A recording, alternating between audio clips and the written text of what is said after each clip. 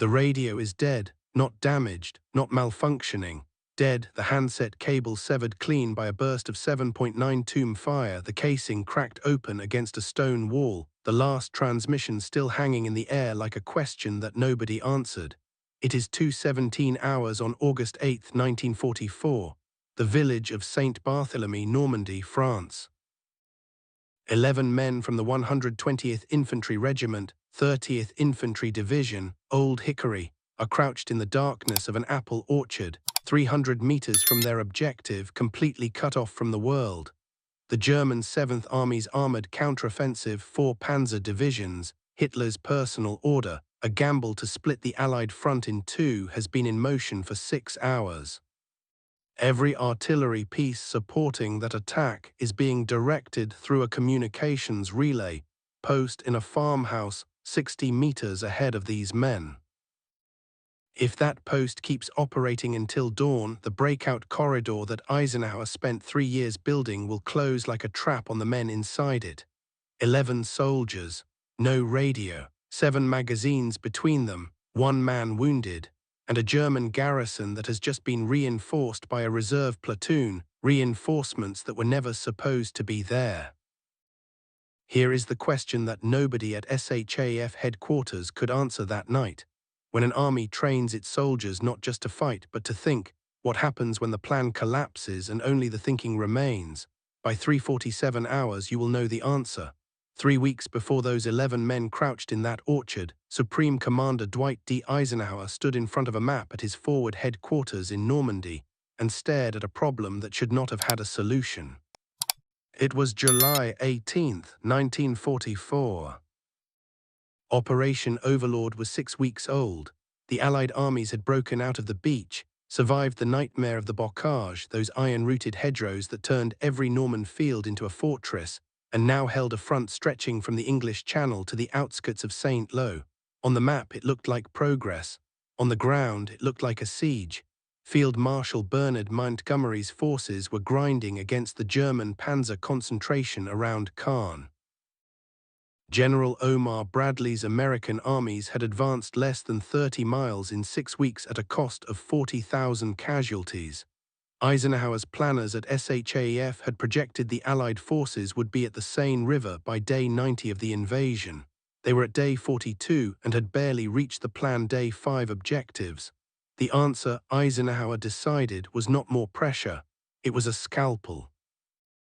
Operation Cobra, a concentrated breakthrough by Bradley's First Army at the St. Lo Perriers Road, followed by General George Patton's Third Army pouring through the gap and swinging south and east to encircle the entire German position in Normandy.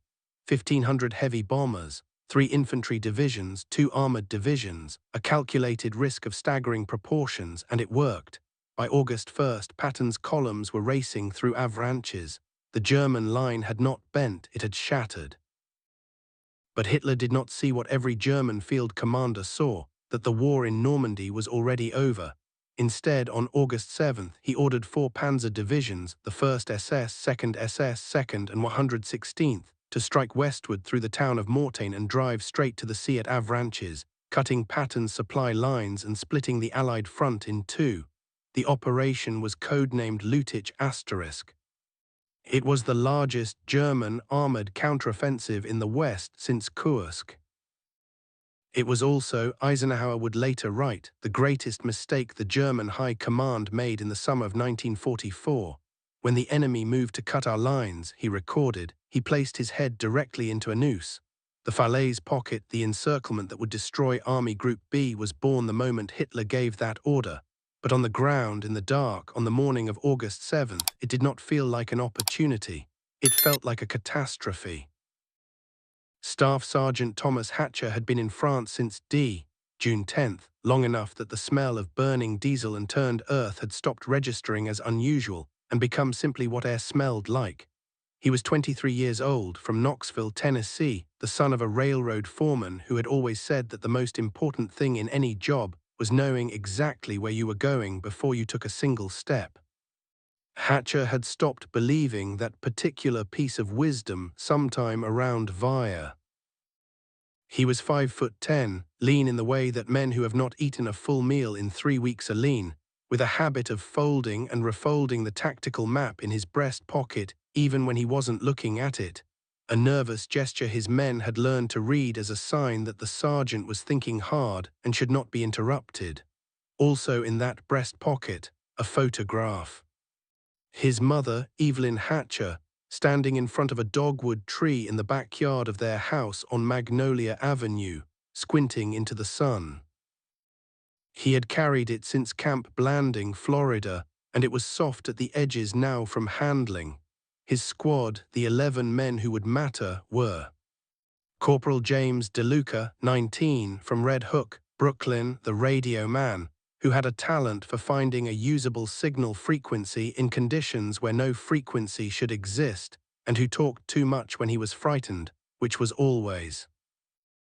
Private First Class William Ocaffer, 20, from Chicago's South Side, the Browning automatic rifle gunner, quiet and precise, the kind of soldier who checked his weapon the way other men said prayers without thinking about it, because it was simply what you did. Technical 5th grade André Moreau, 28, from New Orleans, Louisiana, French-speaking, the son of a Creole family that had roots in Normandy 200 years back, which he had mentioned exactly once and would not discuss again. He was the unit's translator and their liaison with the local French resistance network, and Private First Class Roy Simmons, 21, from a wheat farm outside Hutchinson, Kansas, who moved through broken terrain like water moving downhill, silent and inevitable, the best scout in the 2nd Battalion. 7 other soldiers rounded out the squad. Not all of them would see morning. The mission had been assigned at 18:30 hours on August 7th.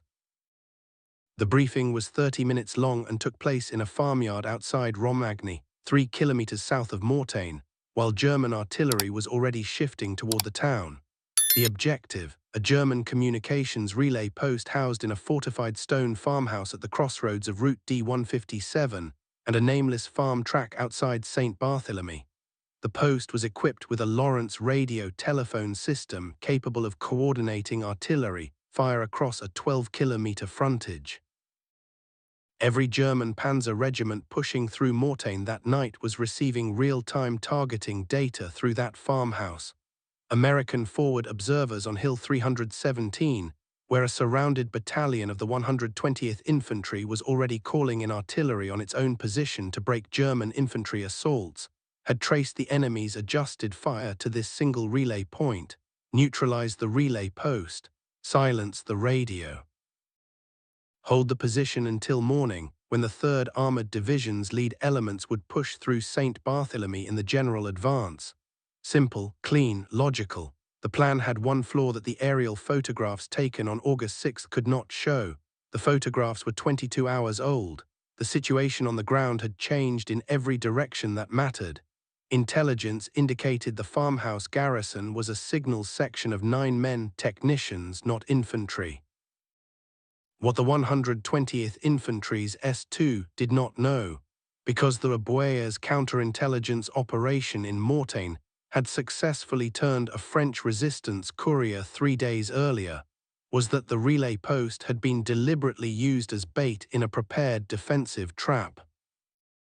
Hauptmann Ernst Vogel, a signals officer of the 2nd SS Panzer Division *Das Reich *, had submitted a report on August 5 predicting that Allied forces would attempt to silence the relay post using a small unit night infiltration, exactly the tactic that American units had been employing throughout the Bocage campaign. He had requested a reinforcing infantry section. He had received a full platoon. 38 men were waiting in St. Barthélemy. Hatcher's briefing told him to expect 9. At the 7th Army Command post in Domfront, 60 kilometers southeast of Mortain, Generalleutnant Paul Horsa reviewed the situation map at 2100 hours and felt, for the first time since Normandy, the satisfaction of a plan correctly designed. The Americans will not operate effectively at night, he told his operations officer. They did not in Tunisia, they did not in Sicily. Their command structure cannot coordinate in darkness. Eisenhower's great strength, his logistics, his allied management, his air power, all of it disappears after sunset. He touched the map at Mortain. Their small units will find the gap we've left for them. They will walk into it, and then they will call for help that cannot reach them. His operations officer asked what Horsa believed would happen when the Allied command discovered the relay post was a trap. Eisenhower will have to make a decision through 3 layers of coalition command, American, British, Free French, in the middle of the night, with conflicting information from every direction. Horsa set down his pointer. He is an administrator, a coordinator, a man who has never commanded a division in contact. He will have his army call a meeting while my panzers drive to the sea. He was not a stupid man, Horsa. He was simply wrong about one thing, and it would cost him everything. He had mistaken Eisenhower's system for Eisenhower's personality. The squad crossed the line of departure at 23:15 hours, moving north through a tangle of hedgerow and sunken lane that Simmons navigated by memory and feel, the aerial photograph folded in hhis jacket having already proved useless. The orchard it showed as open ground was chest-high in unpruned growth. The clear farm lane was blocked by a burned-out half-track that had been there for days and registered on no intelligence report. 300 meters into the infiltration, André Moreau stopped. He raised his fist. The squad froze. Hatcher moved up to Moreau's position, slow heel-to-toe in the dark. Moreau pointed at the ground, fresh tire tracks. The mud at the lane's edge was churned and compacted not by a wagon but by something with steel treads, recent, within hours. Hatcher crouched over the track and touched it with 2 fingers, still soft at the edges. He looked at Moreau. Moreau looked back. Neither of them said anything because they both understood the same thing at the same time. Something that should not be here had been here very recently, and it had gone somewhere, and they were about to find out where. They kept moving. The apple orchard was 200 meters ahead when DeLuca caught Hatcher's sleeve and pressed the radio handset against his ear. Getting something, Sarge, coded traffic, strong signal that farmhouse is definitely live. How many? The world exploded to the left. Not artillery, not mortar. Small arms MG-42 machine gun, its cyclic rate so high it sounded like fabric tearing, followed immediately by the flat crack of Kar-98 rifles from 2 positions ahead, and the distinct asterisk pop pop pop asterisk of an MP-40 submachine gun from the right. Hatcher was on the ground before he consciously registered the decision to move, his face in the cold mud, the air above his head made suddenly loud and close and wrong. Contact left, contact front, Simmons's voice from somewhere ahead. Okafor opened up with the bar. 8 rounds, walking right, the muzzle flash painting the hedgerow orange. Private Lloyd Briggs, 22, from Decatur, Georgia, was the first to fall. He had been walking 3 steps behind Hatcher when the MG-42 opened up. He made a sound like a man who has been surprised rather than hurt, a short, involuntary intake of breath, and then he was down in the lane and not moving, and Hatcher was already shouting to bound left, to get off the lane, to break contact with the road.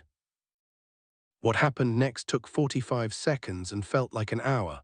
The squad broke into the hedgerow on the left, lost Rodriguez in the gap, PFC Carlos Rodriguez, 19, from El Paso, taking a round through the thigh that dropped him in the ditch, cursing steadily in Spanish, and reassembled in the overgrown orchard in a broken perimeter that gave them cover from the lane but none from the farmhouse, which was now lit up at every window, figures moving inside against the yellow light.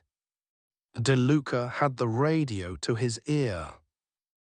His face in the pale ambient light was white. Sarge. His voice was flat in the way that voices go flat when they're doing everything possible not to break. Radios hit, the handset cable, it's gone, I'm getting nothing, we're dark. No radio, 300 meters from objective, 1 man dead, 1 down with a leg wound, and 38 German soldiers, though Hatcher still believed there were 9 who were no longer surprised. The handset hit the mud wall of the orchard and lay there, the severed cable trailing into the dark like a severed nerve. 30 seconds later, as if to confirm what they could not communicate, the air above them tore open as 2 German flare rockets climbed from the farmhouse courtyard and burst in cold white magnesium light over the entire orchard. They were completely visible. A like on this video takes 2 seconds. For the men who made that decision in the dark, with no backup and no guarantees, it is the least we can do. In the light of those flares, Hauptmann Vogel, watching from the farmhouse attic through his field glasses, counted heads and issued his first order, seal the orchard from the north. His reserve section, 12 men with 2 machine guns, moved to the stone wall that formed the orchard's northern boundary. The Americans, he calculated, would attempt to withdraw the way they had come. They would be wrong about that. Not yet. The radio crackle that came next was not from DeLuca's destroyed set. It was from a different frequency, 3rd Battalion's tactical net, which Morrow had a backup crystals for in a second, smaller SCR 536 handset that he had not mentioned in the briefing because nobody had asked. The signal was faint, bouncing off the stone walls of the farmhouse, but legible. It was a new order from the regimental commander, Colonel Hammond of the 120th. Hatcher read it once, then read it again. Immediate withdrawal to line of departure. Priority shift. All units to consolidate south of Romagny. Objective St. Barthélemy deprioritized pending armored clearance. Translation: abort the mission. Come back. The situation has changed. The situation at regimental headquarters 3 kilometers south was that the German armored thrust had cut route D977, and the colonel was trying to maintain a coherent defensive line against panzer assault. From his position, with 4 kilometers of darkness and a German armored column between him and the relay post, withdrawing the squad made absolute sense. From Hatcher's position, belly down in a Norman apple orchard with German machine guns sealing the north wall and a relay post 30 meters away that was still directing fire onto Hill 317's surrounded battalion, it made no sense at all. He read the order a third time. Then he folded it and put it in his jacket, next to the photograph of his mother. Morrow, his voice was very quiet. How many men are in that farmhouse? Morrow had been watching the windows. More than 9. Can you reach the family? A pause. Which family? The farm, whoever lives there, if anyone's still there. Morrow looked at him for a long second, then, I'll try. In Domfront at 45 hours, Hauptmann Vogel's report reached Horsa's operations staff. Small American infiltration unit, approximately 12 men, surrounded in the orchard at St. Barthélemy. Relay post secure. No threat to communications. Advise cleanup by dawn at the latest. Do not risk night counterattack that might alert the American regimental line. The operations officer noted the report, tagged it low priority, and filed it. At 1:17 hours, a second report arrived. The American unit was still in the orchard. It had not attempted to withdraw, it had not reinforced, it had simply not moved. This was, the operations officer noted, unusual. American units under encirclement typically either retreated or called for artillery support. This unit had no functioning radio. Vogel had confirmed the handset cable was severed in the initial contact. It had no support option. It had no visible plan. For the first time, someone at Horsa's headquarters added a question mark to a report about a 12-man American squad. That question mark would grow into something far larger by dawn. In December 1943, in a memorandum to all Army Group commanders, Dwight Eisenhower wrote 7 words that became the philosophical backbone of every American tactical unit under his command. The plan is not the objective. The objective is the objective. He expanded on this in briefings throughout the winter of 1943-44, a concept that American military doctrine formalized as initiative within intent. The idea was precise and profound. Every officer, every NCO, every squad leader was expected to internalize the commander's goal *, not just the commander's plan *. When the plan failed, and it would fail because plans always do, the soldier who understood the why behind the what could improvise a new how without waiting for permission from a headquarters that couldn't see the ground. No plan survives first contact with the enemy, Eisenhower told Bradley and Patton during the planning phase of Cobra. What survives first contact is the commander who trained his men to think. Hatcher had been in the Army since 1942. He had been through Ranger-style infiltration training at Camp Blanding, through the assault courses at Fort Benning, and through the brutal corrective education that North Africa and Sicily provided to the officers and NCOs who survived them. He had internalized the doctrine the way a musician internalizes tempo, not as a rule to follow, but as a rhythm he simply operated inside. The plan was infiltrate, destroy the relay post, hold until morning. The plan was dead. The objective was alive. Silence the relay post that is directing artillery fire onto a surrounded American battalion. Hatcher lay in the orchard and took inventory with the precision of a man pricing livestock. 7 soldiers fully combat effective, 2 weapons, Morau's backup handset, a range of perhaps 1 kilometer line of sight, Simmons, who could move through any terrain in darkness without making a sound a German sentry would notice, and a knowledge of exactly where every German in that farmhouse was not looking, because Vogel's garrison was watching the north wall, the lane exit, and the orchard's eastern boundary. Nobody was watching the well. The farmhouse's stone courtyard had a well at its southwestern corner, 15 meters from the relay post's external antenna cables. To reach it, you crossed 18 meters of open ground from the orchard's southwestern corner, the one gap the garrison had left uncovered because the ground beyond it dropped into a drainage ditch that led nowhere military. Vogel's perimeter was logical. His perimeter was correct for a 9-man signal section holding against a small American probe. It was fatally wrong for what Hatcher was actually about to do. But first, the farm family. André Morau had spent 20 minutes crawling to the south end of the orchard, where a stone outbuilding backed against the hedgerow.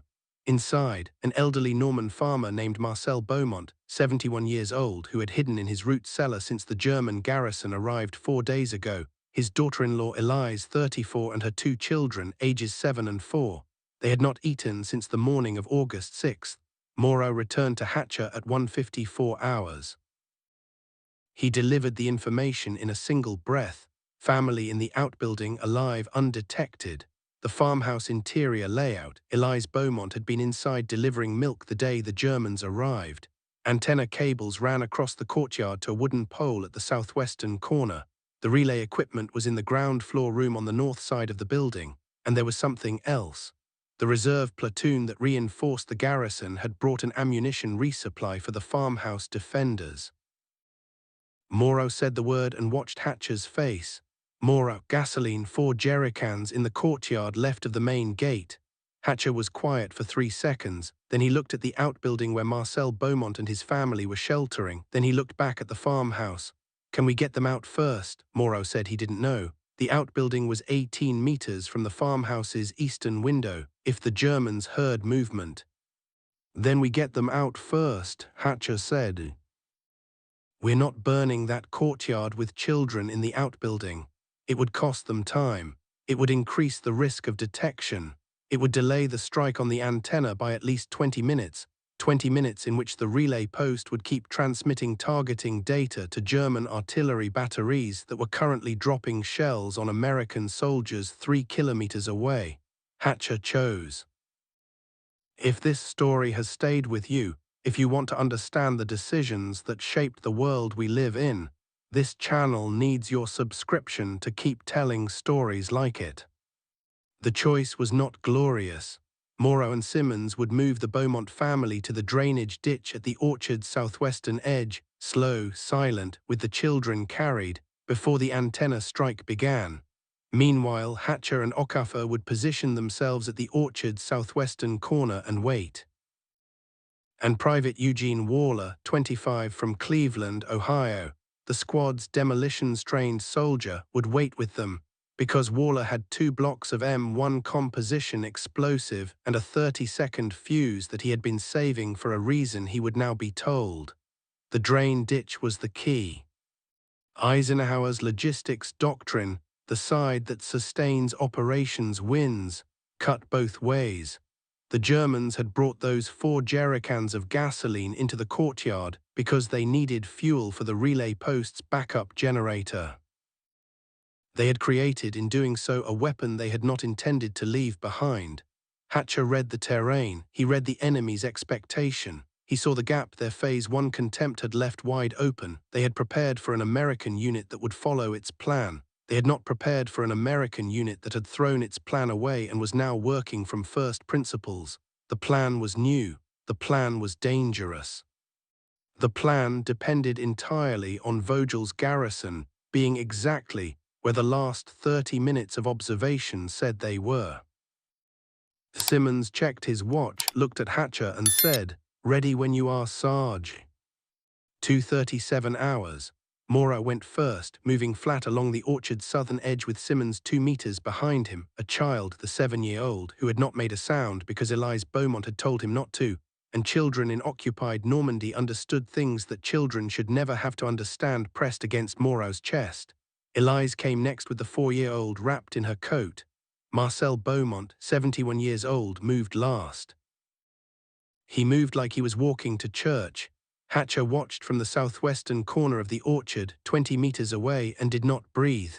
The window of the farmhouse's eastern ground floor room showed one German soldier, backlit by a lantern, standing watch, not looking out.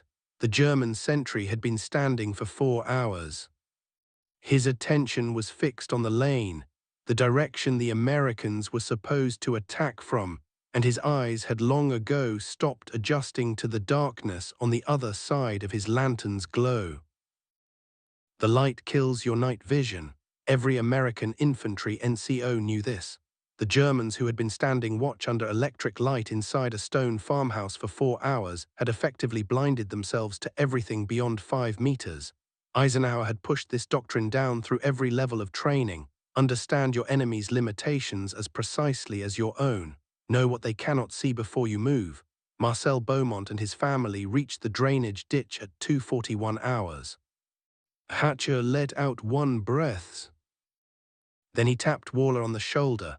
Waller went across the open ground like a man in a dream, loose and low, moving on the balls of his feet, the 2 blocks of M1 composition in his left hand, the fuse wrapped around his wrist.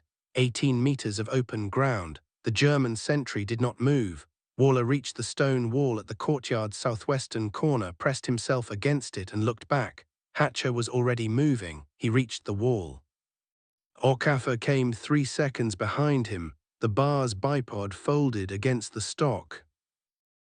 DeLuca, useless radio and all, because he was still carrying it because nobody had told him not to, came last, taking the wall in a controlled fall that made almost no sound. 4 of them. 3 meters from 4 jerrycans of German military gasoline, 15 meters from the antenna cables that were currently directing artillery fire onto American soldiers on Hill 317. Then everything happened at once. The MG-42 on the north wall opened up on an empty section of orchard. A false contact, shadows and nerves, a burst of 40 rounds that lit up the northern hedgerow in orange and brought every German in the farmhouse to full alert. Shouts inside, boots on stone floors. The eastern window was suddenly full of a face, German, young, eyes wide. Waller was already at the antenna cable. Go. Hatcher didn't say it out loud. He said it with his entire body, moving from the wall into the courtyard, covering the distance to the antenna pole in 4 steps, reaching the wooden pole as Waller's knife severed the first cable. The German in the eastern window saw them. He shouted. His rifle came up.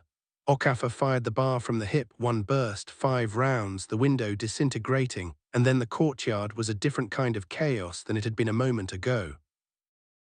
Hatcher took the second antenna cable himself, the main transmission line, a heavy coaxial run bolted to the pole with a U-clamp, and pulled. The clamp held. He pulled again, bracing his boot against the pole base, and felt the metal dig into his palms and did not stop, and on the third pull the clamp came free and the cable dropped. 60 meters away inside the farmhouse, the Lawrence radio telephone system registered the antenna disconnection and began cycling to reacquire signal. It would take 40 seconds to confirm the antenna was down and not simply repositioned. In those 40 seconds, Waller placed his first demolition charge against the cable junction box mounted at the pole's base and attached the fuse. The farmhouse's main door opened. 3 German soldiers came through it at a run. DeLuca shot the first one with his M1 carbine from the wall, fired twice, close range, so close there was no question about the outcome. The second German stopped, brought his weapon up, and was hit from the left by Okafor's bar as the third reached Hatcher at the antenna pole, and the two men went down together in the mud. Short, ugly, close, no heroics, just proximity and desperation, and Hatcher getting his forearm across the German soldier's throat and holding until the struggling stopped. He was on his feet in 5 seconds. His hands were shaking. "Fuse," he said. 30 seconds, Waller said. From inside the farmhouse, more shouting. A flare round went up from the courtyard's eastern side, lighting everything. The MG-42 on the north wall was traversing, looking for the contact, finding nothing because all the action was on the southwest side of a building that blocked its line of fire. Vogel had positioned his machine guns to cover the lane and the orchard. He had not positioned them to cover the blind side of his own courtyard. He had not imagined that the Americans would reach his courtyard without first fighting through his perimeter. That gap, that single gap left by German overconfidence, was the entire battle. "Fuse," Waller said again. 15 seconds. Then Rodriguez, PFC Carlos Rodriguez, who was supposed to be lying in the ditch with a thigh wound, came through the courtyard gate on his own power, dragging his left leg, the M1 Garand firing from his hip at the farmhouse's north-facing window where a German gunner had just appeared with a stick grenade in his hand. The grenade fell short. Rodriguez made it to the wall and collapsed against it and said, in a voice of enormous calm, "Sarge, I really didn't want to stay in that ditch." 10 seconds, Waller said. Hatcher grabbed Moro. "Family, in the ditch, north side, clear, Rodriguez." Okafor was already moving, getting Rodriguez under his shoulder, pulling him toward the courtyard's southwestern gate. 5, Waller said. Hatcher said, "Run." They ran. The demolition charge took the cable junction box, the antenna base, and the coaxial connections to the Lawrence system simultaneously. The explosion was modest by artillery standards, a compressed crack that shook the courtyard stones and sent a column of blue-white fire up the wooden pole before the pole itself collapsed inward.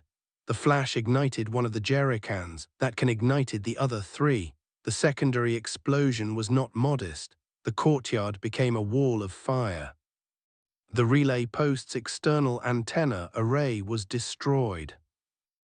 The backup antenna, a portable unit stored in the farmhouse's ground floor room, was buried under collapsed ceiling material when the blast pressure wave moved through the building's north-facing wall.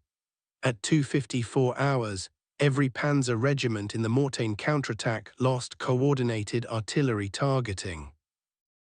The 11 men who had gone in, 10 remained functional, with Rodriguez capable of moving under his own power if slowly, were in the drainage ditch 60 meters from the burning farmhouse, listening to the German garrison reorient itself in confusion, when Moro's backup handset picked up the 3rd Armored's frequency.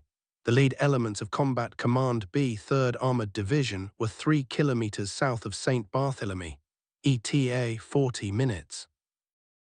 Corporal James DeLuca, 19 years old, from Red Hook, Brooklyn, looked at the handset, then at the burning farmhouse, then at Hatcher. He said, "Sarge, should I try to raise the colonel and tell him we didn't actually withdraw?" Hatcher thought about the order he had folded and put in his jacket. "Tell him the objective is secure," he said. "Tell him we'll explain later." In Domfront at 3:10 hours, Generalleutnant Horsa received 3 reports simultaneously. The relay post at St. Barthélemy was destroyed. The American small unit that should have withdrawn was still in the area, and the panzer columns pushing through Mortain had lost coordinated artillery support at a critical moment in the attack. The operations officer who had filed the first report about the American squad, the one tagged *low priority, stood very still and said nothing.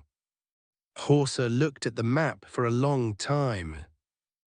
"How many men?" he finally asked. "Approximately 10 to 12, Herr General." Horsa said nothing further. There was, for the first time that night, nothing useful to say. Part 5, the verdict. The battlefield at dawn was the kind of specific, unglamorous, irreversible thing that only soldiers know. The farmhouse at St. Barthélemy's crossroads was a roofless stone shell. The wooden pole that had carried the German relay antenna lay across the courtyard like a felled tree, its cables coiled in the mud around it. 3 German soldiers were dead in the courtyard. 2 more recovered by the garrison's surviving members as they withdrew north at 4:30 hours would not appear in any after-action report. The MG-42 on the north wall had been abandoned, its ammunition belt still threaded, the gun cold. Marcel Beaumont came out of the drainage ditch at first light. He stood in the lane outside his farmyard for a long moment, looking at the smoke rising from his courtyard, the stone walls standing where the roof was not, and then he said something to André Moreau in French that Moreau would not translate for anyone except in private, because it was not the kind of thing that needed to become a story. Staff Sergeant Thomas Hatcher wrote in his after-action report, dated August 8, 1944, "Objective secured 2:53 hours. Communications relay post destroyed. Enemy garrison withdrew north approximately 4:30. Casualties: PFC Lloyd Briggs, KIA. PFC Carlos Rodriguez, GSW right thigh evacuated. All remaining personnel returned to unit. Relay post confirmed offline by 3rd Armored Division Signals Section upon arrival 3:37 hours. 9 sentences, 1 dead, 1 wounded. 1 relay post, 1 morning, 1 intact corridor for Patton's army to pour through on its way to Argenton. The Falaise pocket, the encirclement of Army Group B that Eisenhower had already begun planning, would close in 10 days, trapping 50,000 German soldiers inside it. Operation Lüttich *, Hitler's personal counteroffensive, would accelerate rather than prevent the German collapse in Normandy. Eisenhower had been right. The moment the enemy committed his reserves to a single westward thrust, he had placed his head in a noose. The relay post at St. Barthélemy was a single thread in that noose, and Hatcher's squad had pulled it. 1 thread, 11 men, 47 minutes from the first shot to the explosion. The mathematics of war are not always large. The captured documents that came out of the 7th Army's headquarters in the following days included Hauptmann Vogel's original request memo, the one predicting that American forces would use small unit night infiltration against the relay post, along with his follow-up report, written at 600 hours on August 8 after the full scope of what had happened became clear. Vogel wrote, "The unit in question demonstrated a quality of tactical adaptation under duress that does not correspond to previous American performance in similar scenarios. They abandoned their original plan entirely upon contact and improvised a new approach that exploited the specific gaps in our defensive posture, gaps that our position analysis rated as non-exploitable due to terrain and approach angle. This capability does not emerge spontaneously. It reflects systematic training in mission-level thinking at the non-commissioned officer level. I had not previously believed this was possible to institutionalize below the battalion command level." He was 41 years old, Ernst Vogel. He had been a signals officer since 1936. He had fought in Poland, France in 1940, the Eastern Front. He had spent 3 years believing that American military power resided in its industrial base, its aircraft, its supply organization, and that once those advantages were stripped away by darkness, by isolation, by the chaos of close combat, the American soldier became ordinary. He was wrong, but to his credit he said so. In a post-war interview conducted by the U.S. Army Historical Division in 1947, Vogel was asked what he believed differentiated the American forces in the Normandy campaign from his expectations. He was quiet for a long time before answering. Then, General Eisenhower had built something I did not think could be built. He had made his doctrine invisible, put it inside the soldiers themselves, so that it operated even when the soldiers had no orders, no radio, no support, no plan. The plan is not what we should have feared. We should have feared the men who could survive the plan's destruction and keep moving. Eisenhower received the after-action summary of the St. Barthélemy action on August 10, as part of a broader operational report from the 30th Infantry Division. He read it, made a notation in his personal diary, 30th Inf. continues to perform exactly as the training investment demanded. NCO-level adaptability proving decisive, and moved on to the day's next problem, which was the coordination of the Falaise encirclement with Montgomery's 21st Army Group. He did not know Thomas Hatcher's name, he would never know it. That was, in a way, the proof that the system worked, an army in which the Supreme Commander's most important decisions were being executed correctly and independently by sergeants who had never met him. Eisenhower wrote in *Crusade in Europe*, his post-war memoir, "Throughout the campaign I was awed repeatedly by the quality of decision made at the junior level. These men had been told what we were trying to accomplish. They had internalized the objective. When their plans failed, as plans always do, they found another way to the objective. That is not battlefield genius. That is what systematic training, honest doctrine, and institutional trust in the individual soldier produces."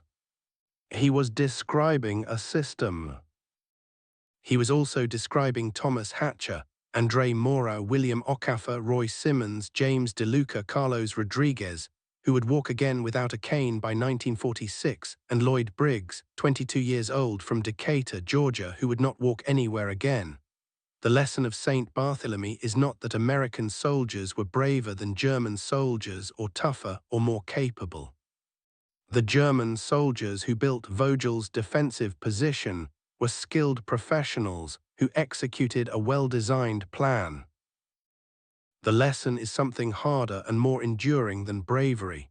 It is that systems outlast plans, that the side which builds an organization capable of success even after its initial plan collapses, an organization that has placed its doctrine inside every individual down to the squad level, has a weapon that no intelligence network can fully counter and no defensive position can fully anticipate. Eisenhower's genius was not in any single decision he made. It was in the months and years of institutional work, the training programs, the logistics frameworks, the interoperability procedures between allied nations, the explicit culture of initiative within intent that made this outcome possible on a road outside St. Barthélemy in the darkness of August 8, 1944.